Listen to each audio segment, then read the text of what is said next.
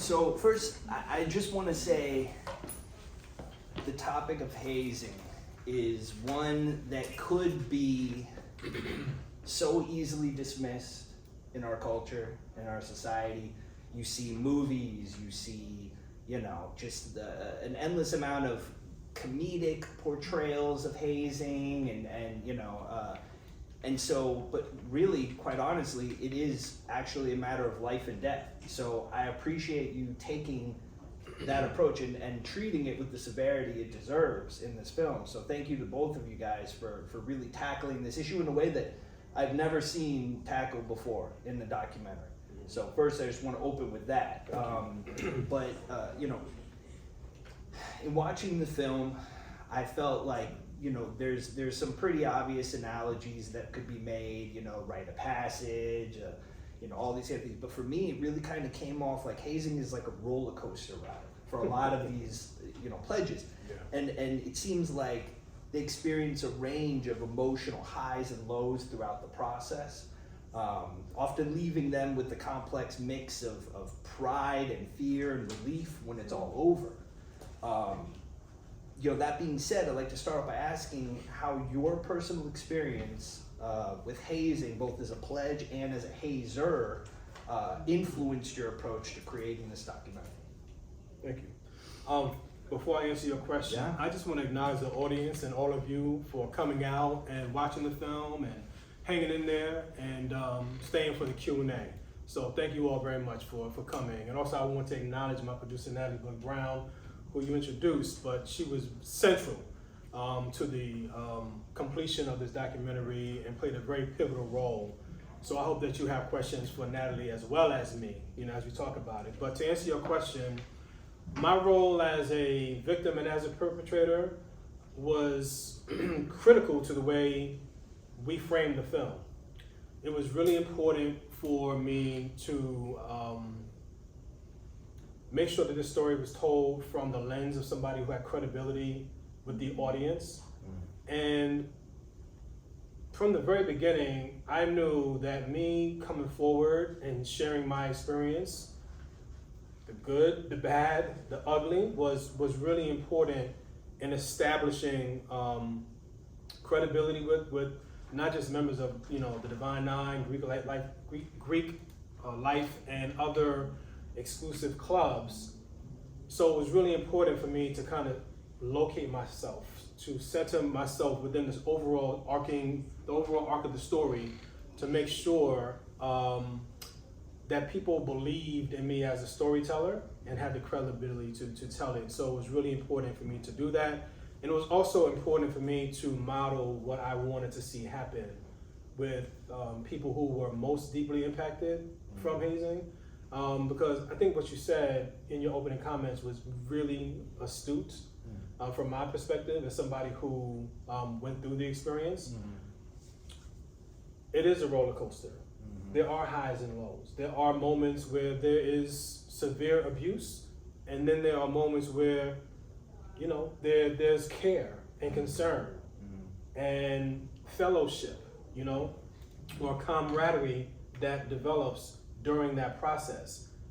But it's very akin to an abusive relationship, where someone treats you harshly in that relationship, and then the next minute they're being abusive towards you, right? But there's always something that kind of keeps you hanging in there for a number of different reasons, and I think it's very similar. So telling both sides of my story was just really, really important, because I wanted to model what I'd like to see happen, and that is I'd like to see people really begin to open up and talk about these issues publicly, disclose what they've experienced. Because I think one of the things that really fuels hazing culture and why it continues is because there is so much secrecy. There's so much taboo, and there's so much covering up of what happens. And so by talking about it out loud and talking about both perspectives, I think was really important to get other people to talk. Now, do you have any experience? I'm not sure what your background is in terms of sororities or college life. What was your relation to this subject? So I'm not a member of any Black Greek letter organization or any Greek life, but I guess I have two entryways. One is that when I was in college, I remembered what it was like to watch, my friends pledging different organizations. I remember hearing about and seeing people who were physically hurt from the hazing that they experienced. I didn't necessarily know that it was hazing at that point, but I knew that, folks had broken legs or, there were a variety of injuries that I remember from my college years. So that I haven't forgotten. So when I learned that Bryon was working on this film, I think that was a part of what drew me to the subject matter. But most importantly, I have two children, and I have a boy and a girl. One is already in college and has recently let me know that he's considering pledging in a Black Greek letter organization. How do you feel about that, Natalie? Yeah. In light of all that you've learned. Which pains my heart actually, because I started working on. No, please. I started working on this project in 2017 when my children were 10 and 12. And 12 and 14. But I knew about it before that, so I was telling them about what I was learning because I've been friends with Bryon for a while. So even before I began working on the project, he would share little bits and pieces about what he was learning, even beyond what he knew from what he experienced. And I would share that information with my kids because it was important for me to try and intervene as much as possible and give them information that would hopefully cause them to decide not to pursue that path. But as I said, my son, in spite of all that, he's seen the film, he still, wants to pledge a Black Greek letter organization because, as Bryon says, the appeal is strong. It's stronger than me. It's stronger than anything that I could say. And that is something that as a parent I've really had to reckon with. And now I have a daughter who's about to go to college. So, I don't know if she will come to me, in the next year or two and say, Mom, I'm pledging AKA or Delta or whatever.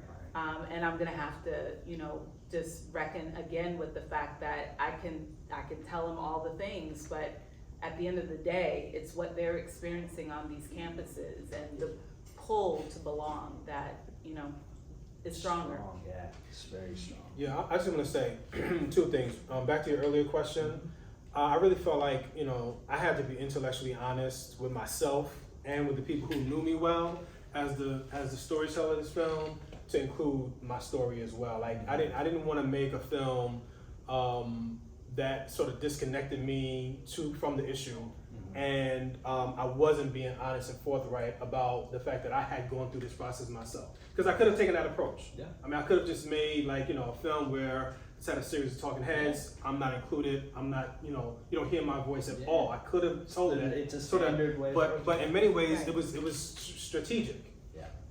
Yeah. I knew, and as a result of seeing how people responded to, other films about hazing, I knew that people are very sensitive about any critique about hazing culture. I know that, right? And so the messenger is critical, right? And that messenger has to have credibility. So I just want to acknowledge that.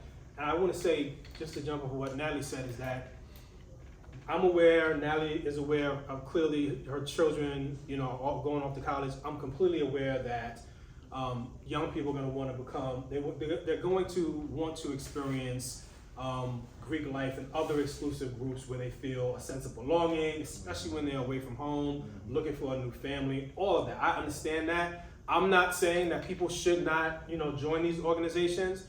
What I attempted to do is to create a documentary that may serve as an intervention, for organizations and for young, courageous leaders who may feel this way about the culture, but just don't have the courage to talk about it or to address it within their organizations. And this film may be the pathway for some discussions that need to be had. Yeah. which could create a more safe environment for people like young men like Natalie's son, other people who may go through the process. Well, I mean, I think you do a really good job in the film of also highlighting how great it can be to be in a fraternity or sorority, and like the community outreach and the just the camaraderie, the brotherhood, the sisterhood. I mean, these are all things that are great. Yeah, great stuff. And you carry that with you for the rest of your life. Yeah, you know, and like it's fun. you I mean, talk it's about. fun. I mean, I had a great time in college as a member of fraternity, and There's no reason why those two things should be mutually exclusive, right? Like you shouldn't. I think from based on your film, it's the message seems to be you shouldn't have to endure the hell in order to get the heaven, right? And there are people who don't. Right. So one of the things that I've learned, and I've shared this with Natalie, is that when the film premiered at Tribeca in June of 2022, and then aired on PBS 3 months later in September.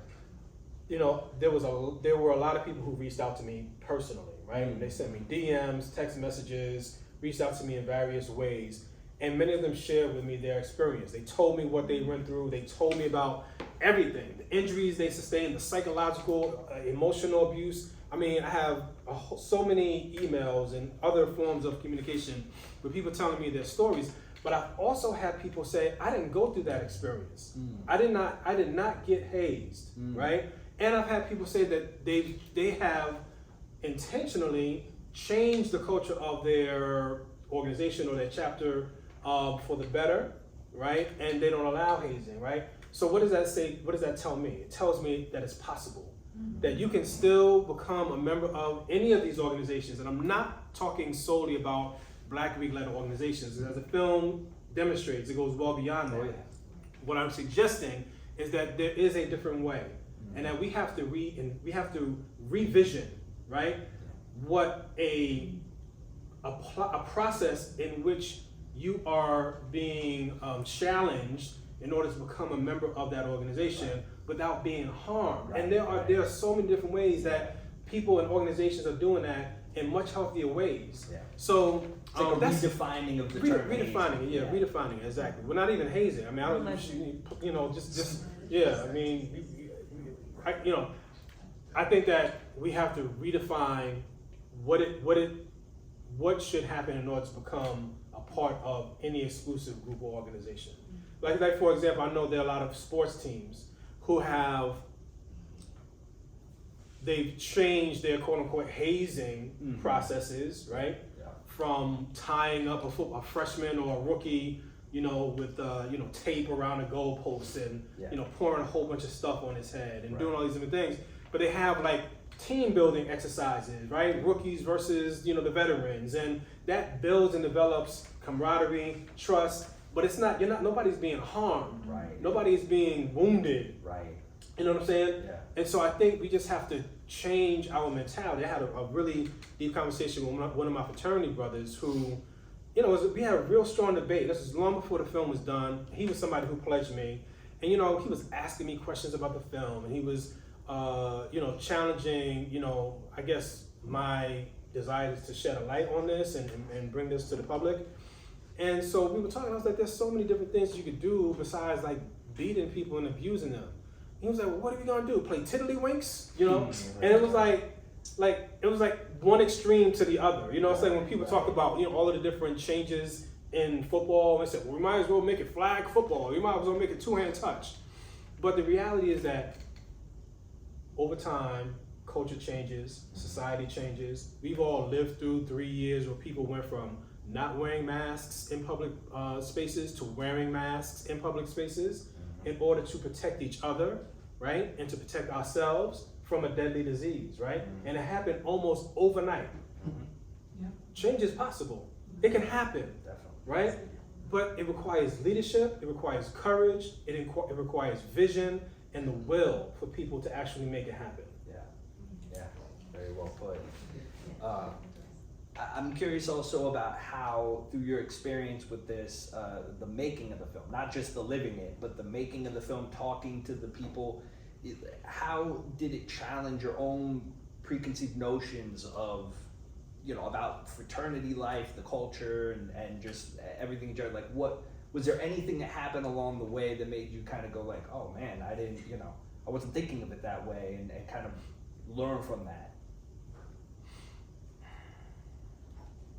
I think some of it had to do with what I mentioned about the fact that there are organizations that don't experience hazing, and that there are alternative ways. Like I interviewed this brother he was a black man with a beard, and he talked about the culture of masculinity at a really small part in the film. And he's a member of an organization. It's not a black Greek letter organization. It is an African-centered organization called the Maliks. They have a totally different framework of how to bring in new members.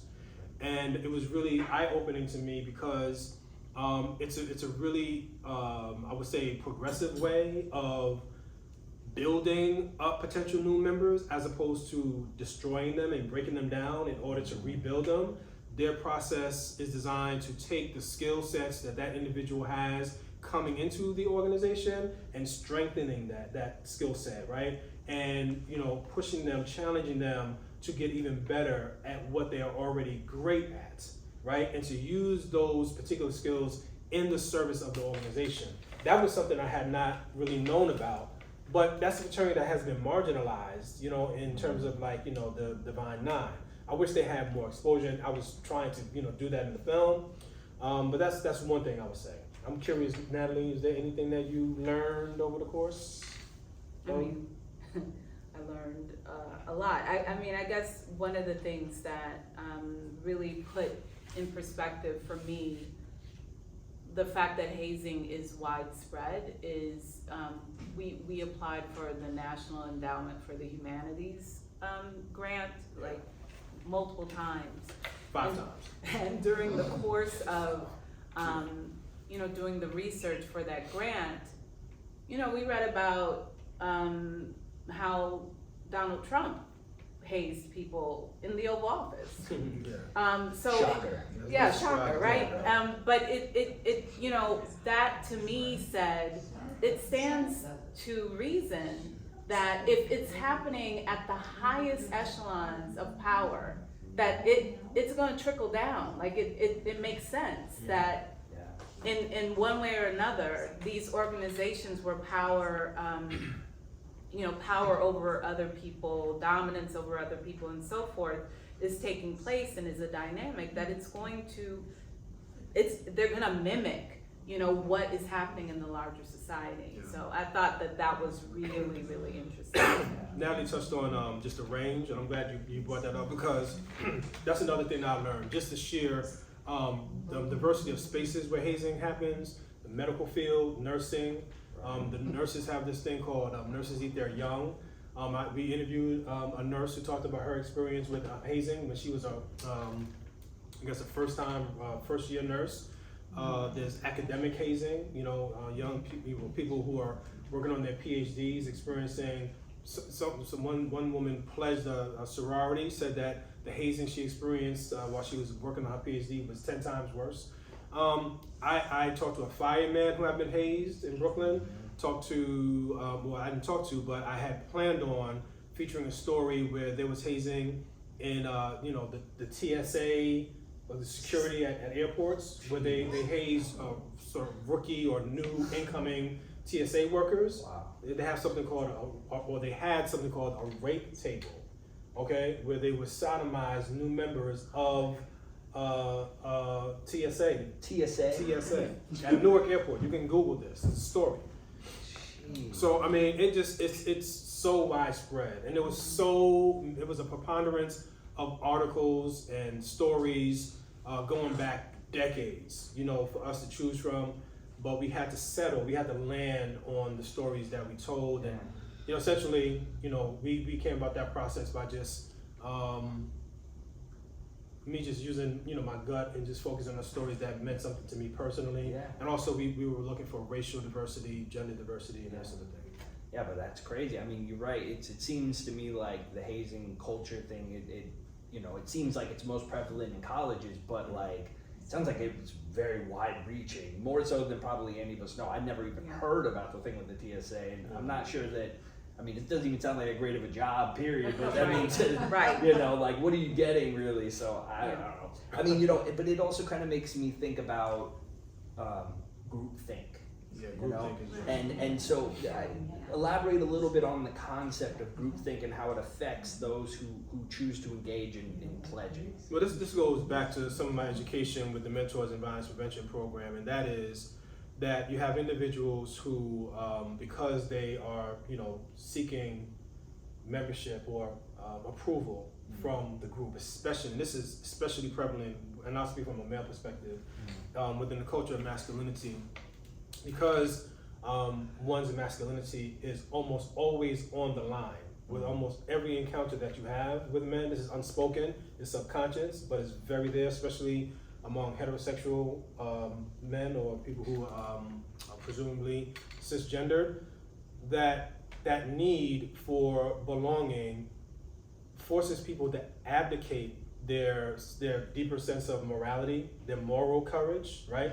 Because they are afraid of what the group or the leaders of that group, the most vocal people within that group, are going to think or say about them, especially if that criticism is centered on that man's masculinity. So people do things that they ordinarily would not do individually, because they are hyper concerned about the approval that they receive from the group. Look at what's going on in the country right now, right? Yeah.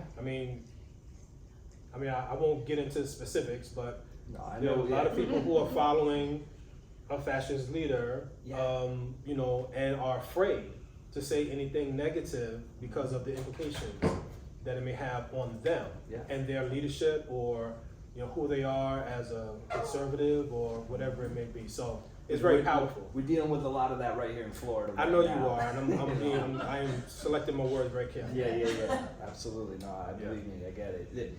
Your conversations with whistleblowers, survivors, academics, and people who are proud members of fraternities, was there any surprising or contrasting perspectives that emerged in those conversations? And we'll open up to both of you guys for that.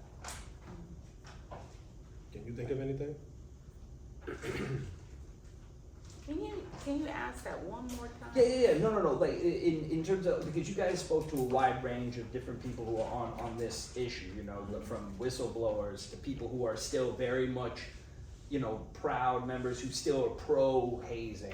Yeah. And so my question is more about like touching on, were there any surprising sort of contrasting perspectives that emerged in those conversations that kind of I have one. made you kind of step back and go, oh, that I didn't think about it like that. Yeah, the conversation that Byron has in the film with Mark Lamont Hill, That's exactly what I was going to talk about. that's just a piece of the extended conversation, and I just found it fascinating to watch, as many people have said, watch in real time Mark working through what he thinks about hazing and his own position on what he even experienced. That was like, I wish we could have put the whole thing in, because it's so revealing of, the push and pull, the tension that, folks who believe in hazing or believe in something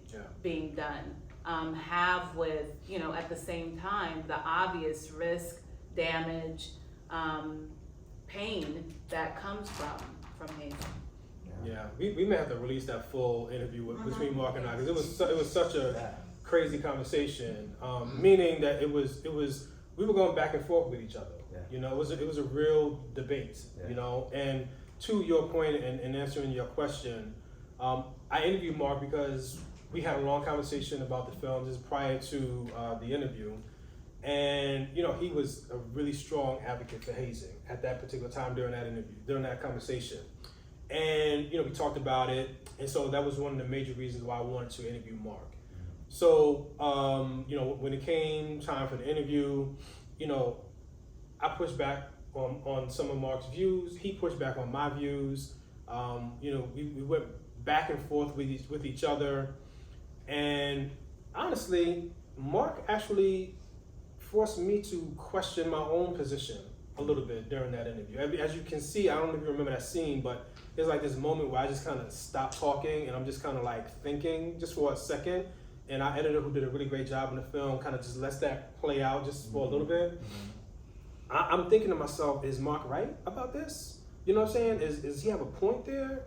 And so, you know, I questioned my own ideology around this during that interview. I think, and it was clear that Mark, you know, questioned and challenged his own.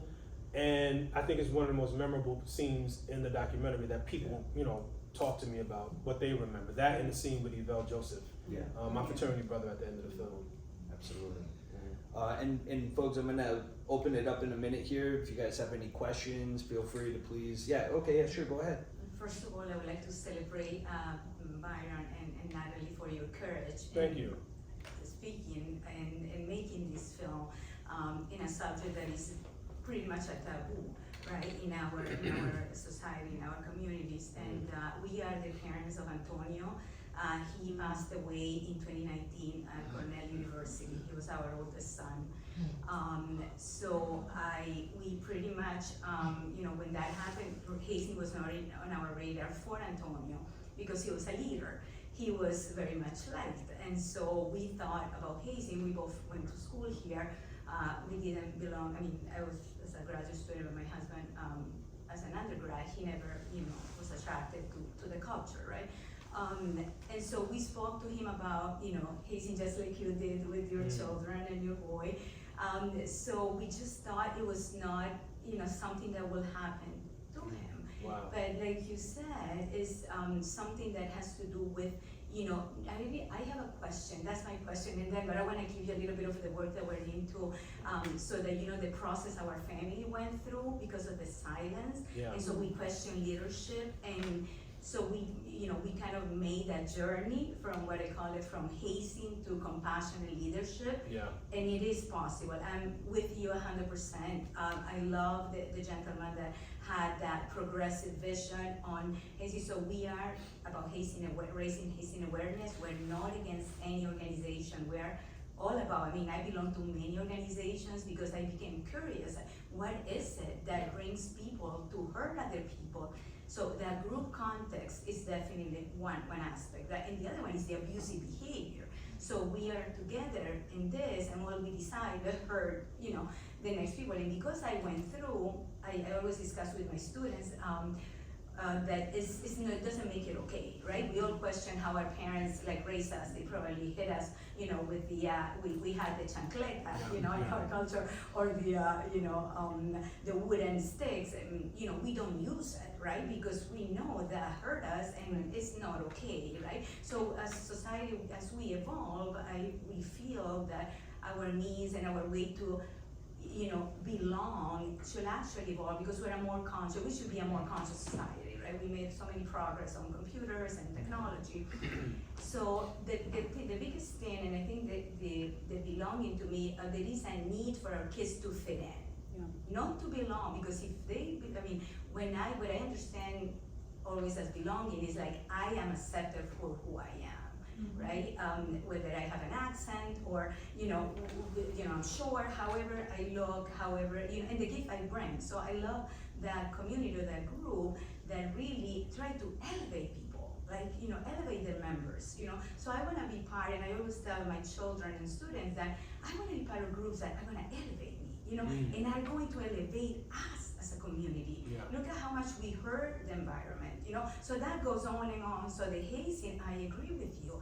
Yes, I'm not surprised to see it, unfortunately, in TSA, or see it in many groups, because, you know, we just feel that the way we are going to belong, I mean, we're gonna fit in, it's gonna be to trauma, and we keep perpetuating, you know, the hurt, and then it hurts everyone, because, you know, you're hurt, even though you were not a victim directly. I'm hurt because I was my son passed away, and so we keep on hurting each other, but because I was hurt, I'm not gonna hurt others. You know, I think the compassion, when we get to the point that we're feeling, I think the compassion brings us all together, right? I really feel for you, you know, and I know that it was difficult for you to make something like this. It requires a lot of courage for a leader to come out and say, you know, I heard someone, and the forgiveness also that I like to celebrate, you know, that the last, how you ended your film, that actually I had seen your film, but I didn't see that piece, where you actually, you know, get to the point where like you open up to him and give him an opportunity to, so you connect with his needs as well as your own to make justice, right, for what happened. But it was what you had, you know, so I'm not, you know, we're not criminalizing what happened because that was the environment we were in, right? And so I'm not criminalizing my parents for what they did. It was the tools that they had.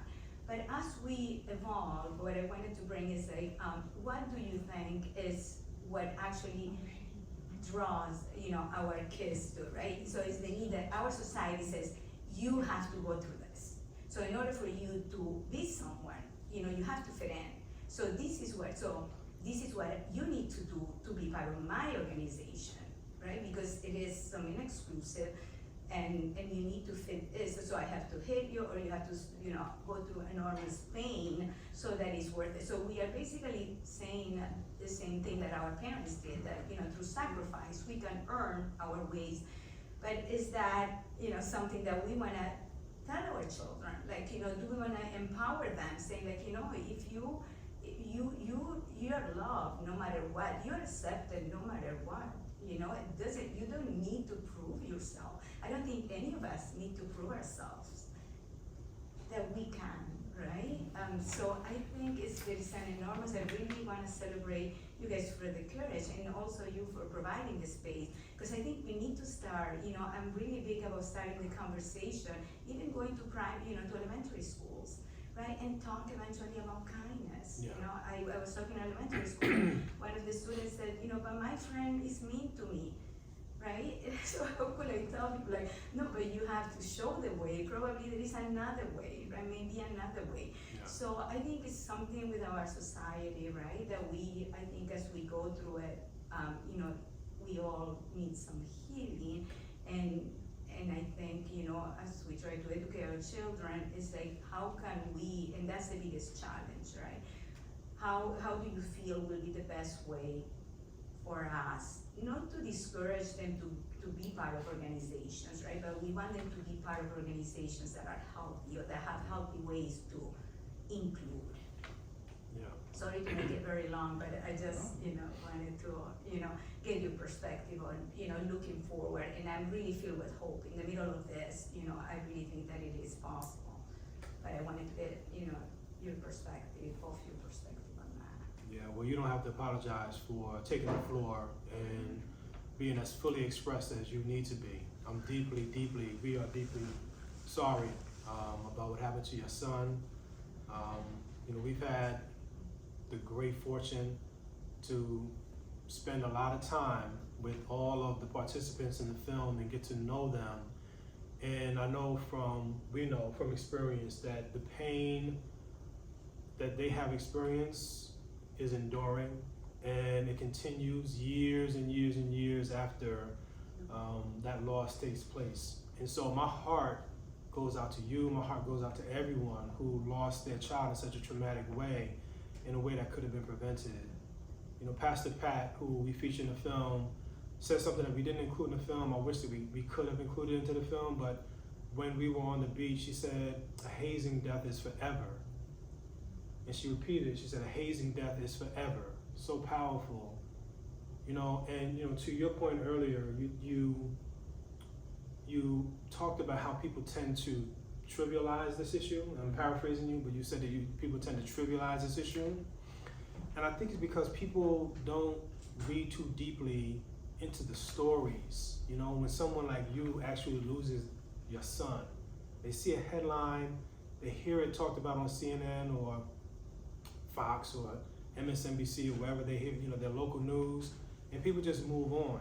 People reduce this to innocuous, you know, behavior that somehow went wrong. But these are real people. They're human beings who have been harmed, and at the very extreme side of it, they have lost their life. And as I said earlier, these are preventable deaths. They're clearly preventable. But you know, the issue is that people don't think it's gonna happen to them. They don't think it's gonna happen to them. And so we're dealing with the culture of young people, the identities of young people, the development of young people whose brains are not fully formed, don't know, fully understand the consequences, or so many different issues. And so it's going to take a lot to change the culture. It's going to take a lot. And Walter Kimbrough, who was the former president of Dillard University, talked about how that pull that Natalie talked about is so strong because people see all of the fun, the status, the partying, and just how it can create a new identity for you. And people sacrifice whatever social conditioning that they received at home from their parents or whoever, because they want to be a part of it so deeply, right? They want to belong so deeply. And so how do we change? How do we get underneath that? And the only way that I think we can do it is that we just have to have conversations, or young people have to have conversations about this openly, and really begin to understand what's driving them. I think what Mitch Springsteen said was so important about that deep need to belong, and like isolation is like it's almost like being in physical pain. How do you address that? It's gonna take a lot. It's gonna take a lot. But as I said earlier, culture can change, and we do evolve as a society. We were out to dinner. My friend Louise Dogan is in the back from high school. We went to a restaurant, and there were two people smoking in the restaurant, and we were both shocked. Like, why are they smoking in the restaurant? Because I haven't seen that in I don't know how long. And we said, what is it, 1984, right? Maybe that's not a good example because they were smoking in a restaurant. But the point that I'm saying is that it used to be very common for people to smoke in restaurants, smoke on airplanes, to not wear seatbelts, to do things that were extremely risky, right? But as a society, we make changes and cultural shifts in order to protect people from ourselves. I think that's what has to happen here, and it's only going to happen when we devote more time, energy, resources, and people in leadership really make the decision to change the environment that takes place on their campuses and on their sports teams, et cetera, et cetera. So again, I'm glad to meet you, but I'm so devastated to learn that your son was a victim of this. Oh yeah, no, please. I just wanted to add really quickly, Bryon talked earlier about all of the people who reached out to him as a result of the film. And he shared, some of the stories that have been shared with him, with me. And there's one that, just sticks in my head because to me, it speaks to and it's akin to what Yvel at the end of the film, what the exchange between Bryon and Yvel allows for, which is not only Yvel's release and ability to talk about what happened to him, and he says that he not talked about it in 27 years, but also for that forgiveness to happen so that healing can begin. And I hope that this is okay. I'm not, without going too deep into it, but one of the stories that Bryon has shared with me is that someone who is a member of his fraternity, after seeing the film, I believe his dean, like somebody that pledged him, called him and apologized for the harm he had done 30-something years before. And it just broke down that brother, that's a member of Bryon's fraternity, to the point that, he was like in the fetal position and his wife came home and found him. But it gave him permission to talk about what he had gone through. It gave the dean permission to actually open his mouth and say, I'm sorry. And I feel like, even though I'm not a member, I know what it's like when someone opens their mouth and says, I'm sorry, right? When someone comes to me after, or if I go to them, after years of silence, where there is no communication, the hurt is so deep. What happens when people are willing to talk about it? So hopefully, not even hopefully, because the film is already doing this, but I believe that part of the way forward is people talking about their experiences, making this no longer a taboo, silent, issue. It has to be discussed, because if it's discussed, if people who have gone through what Yvelle went through, what Byron went through, what that Dean did, what the person he hurt went through, if people can express that, then young people whose brains are not fully formed can hear about the possibilities. They can get honest information from folks who know.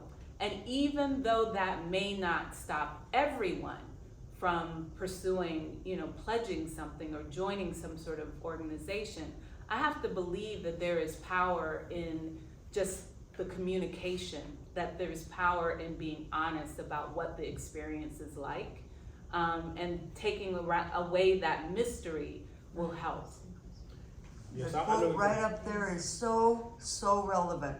Silence is an act of betrayal. Yeah. There could not be any worse condemnation of the people who advocate this kind of behavior than that.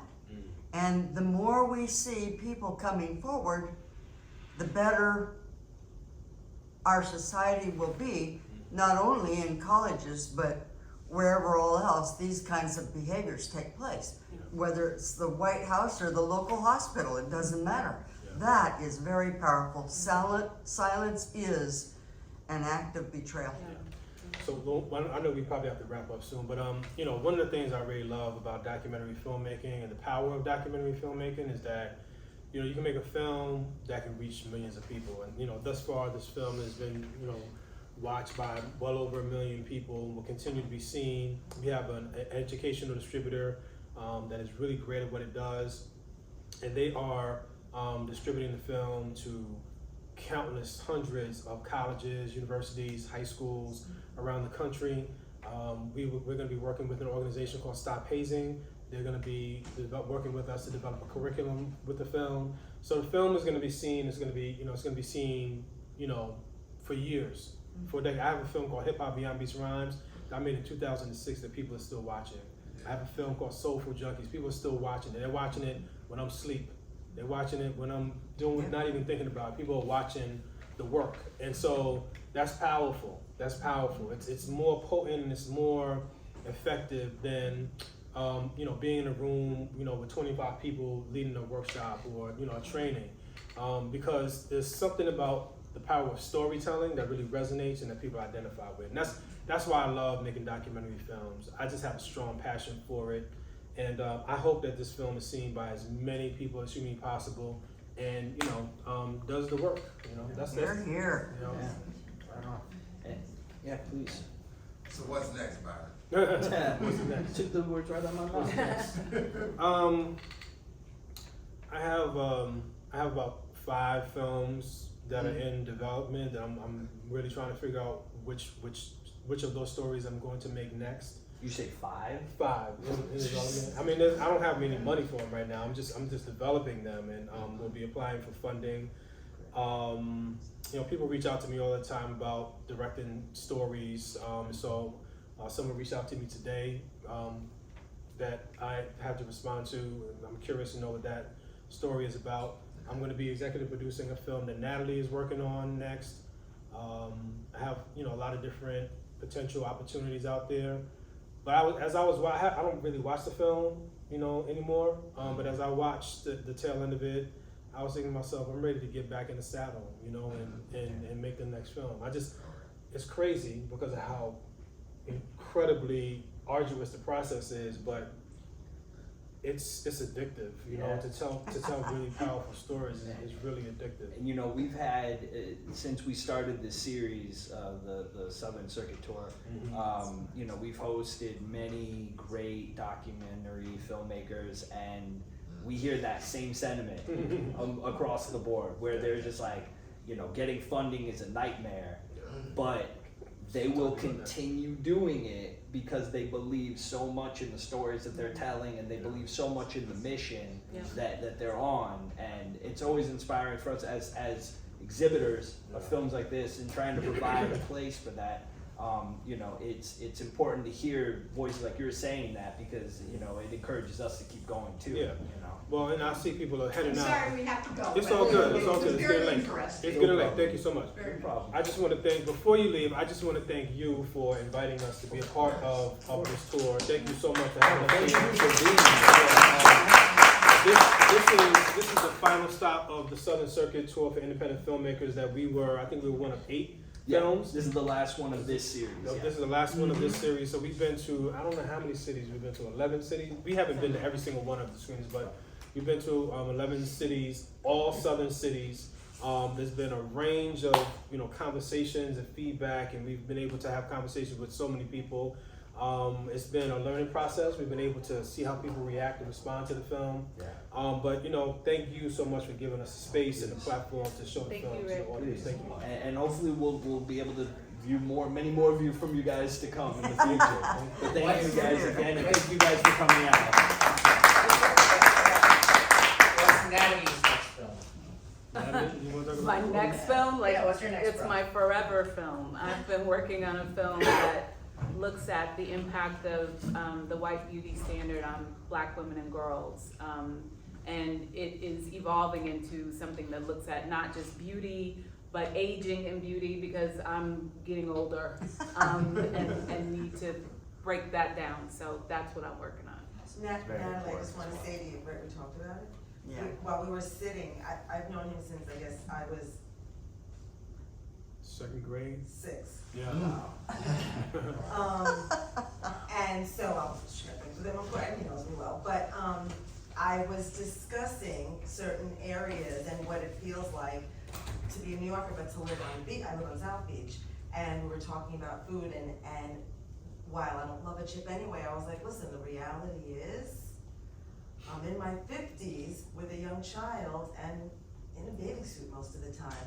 And while I have a full understanding and attempt to be as critical as I can with myself about the role of certain beauty standards, and my relationship with that as a Black and white woman, my relationship with both sides and what that feels like as someone about to be 52, but you know, there's Wilhelmina models living in my building and reminding myself, you are, still what that feels like. Yeah. So then he shared a little bit, we talked a little bit about, you know, that, and so, I can't wait to see. I can't wait to see it either. I can't wait to see it I can't either. wait to see what you're going to do. Thank you guys again I'll so wait, much. Thank you. Thank you very much. Thank you. so much. This was great. Great questions. Thanks. Appreciate that.